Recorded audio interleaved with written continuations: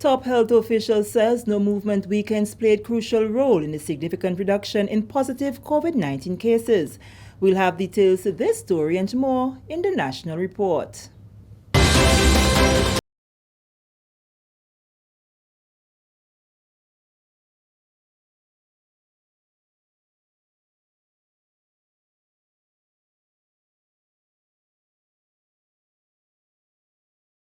Back with the details to the news for Thursday, October 7th, 2021, I am Sharian Noel. Chief Medical Officer Dr. Sean Charles says the 4 consecutive no-movement weekends have contributed towards a significant reduction in positive COVID-19 cases in Grenada. He described the period as successful, with the Ministry of Health being able to reach, test, and vaccinate more people. Prime Minister Dr. The Right Honorable Keith Mitchell had announced the commencement of the no-movement weekends from Friday, September 10th into Monday 13th, and from Friday, September 17th to Monday 20th in the first instance. And this continued for an additional 2 weekends. Grenada's COVID-19 numbers moved from 180 total confirmed cases in the middle of August to more than 4,000 total confirmed cases. And on many days, the daily number of positive cases crossed the 100 mark. By September 30th, following the 3 no-movement weekends, the ministry's COVID-19 dashboard showed more than over 5,000 total confirmed cases. However, there was a reduction in the number of daily confirmed positive cases and a drastic reduction in the number of deaths. Dr. Charles said the change in attitude of Grenadians toward the preventative measures also helped in reducing the COVID cases. We have implemented a series of public health and social measures. They range from the encouragement of the public to continue to observe behaviors that reduce spread, such as wearing masks, such as sanitizing, distancing, avoiding unnecessary crowding. But in addition, measures were also taken at a higher level, such as having regulation that stipulate no movement days.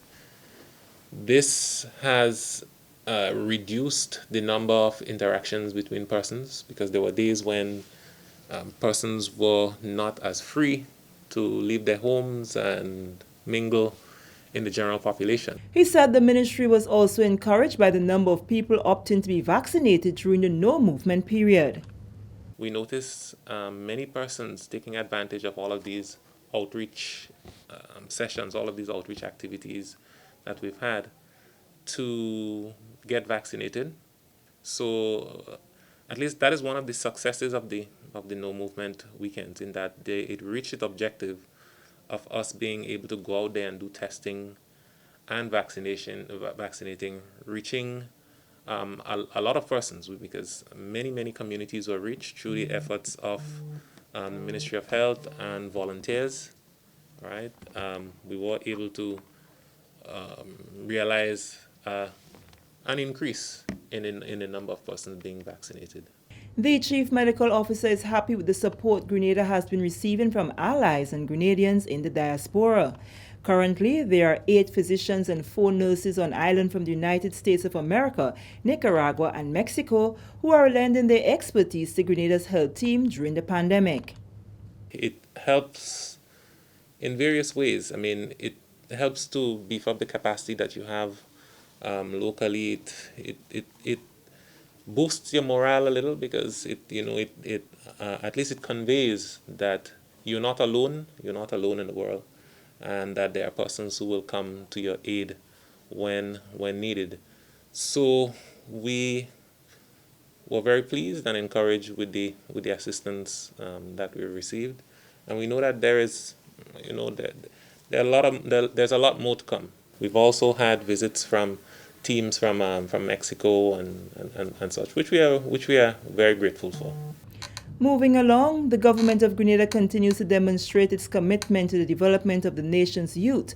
On the approval of Cabinet, government is now discussing the development of a professional rewarding courses targeting young people under the Imani program to ensure their continued development in the midst of COVID-19 challenges. We have also some of our Imani trainees who have lost placements due to some of the private sector business being affected by the lockdown. In some cases, the private sector businesses who have been committing to the payment policy, that is, they contribute towards the stipend towards our trainees, they have asked to be relieved, and as a result, government has to pay the full stipend for our trainees affected. Minister with responsibility for youth development, Honorable Keith Lewis. She told the Government Information Service the recent spike in COVID-19 cases has negatively impacted the ministry's ability to effectively deliver the programs, and as a result, they have to make significant adjustments. The ministry, she says, has resorted to primarily the digital platform in various circumstances. Minister Lewis said Imani trainees within the private sector have been severely impacted to the point that government had to bear the cost of paying the entire stipend allowance. What we're seeking to do is to build the capacities. So we are looking at areas such as anger management, emotional intelligence, stress and coping strategies. What we are doing now is looking at the logistics where we can begin the delivery of these courses via the online platforms. Grenadians are urged to pay close attention to the impact that COVID-19 is having on families and economies around the world. Wednesday's statistics from the Ministry of Health reveals there are 650 active cases with 167 deaths, with senior citizens accounting for the majority of the mortality cases. During last weekend's pop-up testing and vaccination clinics in sites in St. David's, St. Andrew and St. Mark, the call was again made for people to get vaccinated. The difference is that the call was made by citizens themselves who are seeing for themselves the toll the virus has been taking on the country. The vaccination is very important because it protects you from your family and your kids. You understand? And anytime you're over 60 and you have underlying disease, I see what happened. So it is very important that we take the vaccine. Only thing I suffer with pressure, but mine is under control. Every time I test 120/80, 120/70. I'm very concerned. It seems as is the same trend that is happening across the world. You know, we are no different. We've been saying that Grenada is special, and what happening outside there wouldn't come to what is happening now. But clearly, I'm not surprised by the numbers. And I'm just hopeful that as more people get vaccinated and more people start following the protocols, that the numbers are going to go down. Certainly to protect myself, my family, and as a teacher, of course, the students that I work with, and people in general that we come in contact, it's very important for total protection and also for the country as a whole. You know, we need to get things back on track, and it seems that by taking the visor, we're at least a step forward in doing so. I have a grandson who has a situation, and we have been concerned about it, but what my son did, he discussed it with the doctor, and the doctor advised him that it would be the best thing for him to take this vaccine. And so we're listening and praying that this is going to work, you know, and this is for his safety as well as other children. And I need children to get back to school. I didn't make up my mind. I didn't make up my mind to take it. But when I look at it, how big job people getting on, and I have my boyfriend, they take the 2 doses, and I didn't take nothing. So I say, I make up my mind, and I say, tell Dr. Morris to come and give me. But I didn't make up my mind. But now I make up my mind and I take it. Because I want to see my 2 grandchildren. Okay. Do you have any underlying sicknesses? Yes, I have a lot of underlying sickness, you know. I have pressure, I have sugar, I have side effect, my food sodden, I sick with the chest, and I have asthma. I have a lot of things. But I say, God is good. God is always good. So I say, let me take it. This is the National Report. The news will continue after the break. Government, private sector, civil society, academia, farmers, the Ministry of Agriculture, Lands and Forestry, in collaboration with the Food and Agriculture Organization, invites you to World Food Day 2021, the virtual edition, under the theme, Our Actions Are Our Future, Better Production, Better Nutrition, a Better Environment, and a Better Life. Join us October 15 from 9:30 a.m. via Zoom, Facebook, GIS, and Real FM as we recognize and celebrate the many successes of the agriculture sector. Welcome back. Distribution of e-learning devices to all Form 1 students in Grenada, Carriacou, and Petit Martinique will commence on Monday, October 11th at various institutions. Parents with children who are part of the school books program are required to pay EC $25, while those who are not must pay a sum of EC $50, and payments can be made at the Inland Revenue Department or its sub-offices island-wide. Due to the restrictions associated with the COVID-19 pandemic, parents will be advised by their children's school or the allotted time for the device distribution, which will be done based on the student's last name. Distribution will be held from Monday to Thursday of next week and will be done based on the student's last name. We are doing this at the school level. So the principals of your respective schools would reach out to the parents in regards to the distribution schedule for their school. So parents are advised to keep in contact with the school to know when their respective school will be distributing the devices for Form 1. Because of COVID-19, we are asking parents that they adhere to the protocols, that they follow the instruction given to them by the school, so that we have a smooth distribution of devices. That's Mr. Kevin Andel, Permanent Secretary in the Ministry of Education, Human Resource Development, Religious Affairs and Information.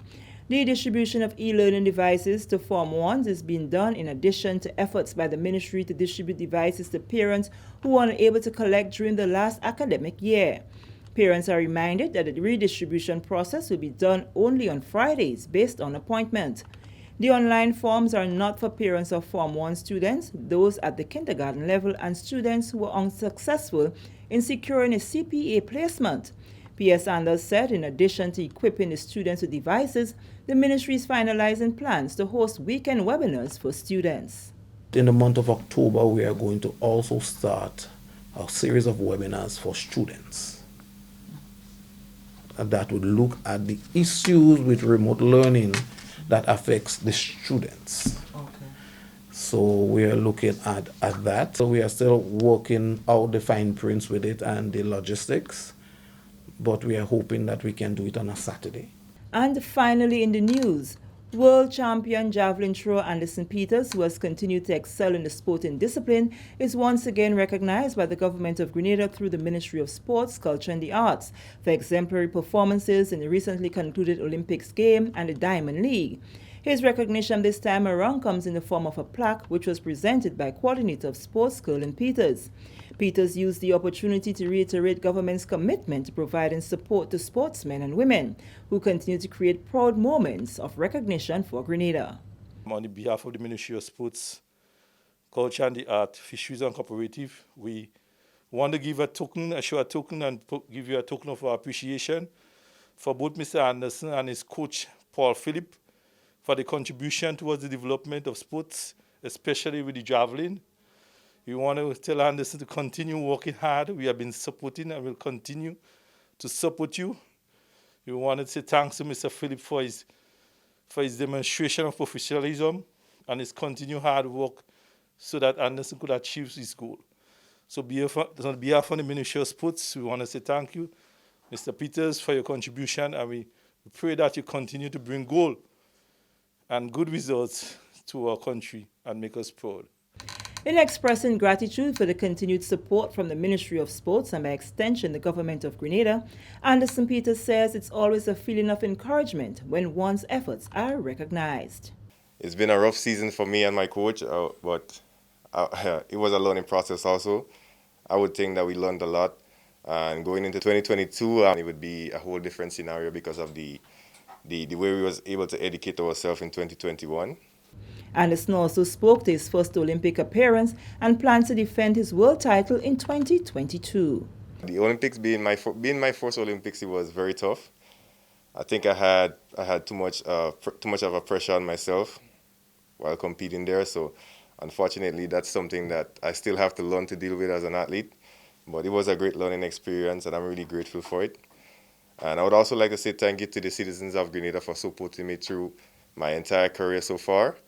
And in 2022, I'm going to try and defend my title as a world champion, and I would require all the support of the citizens of Grenada.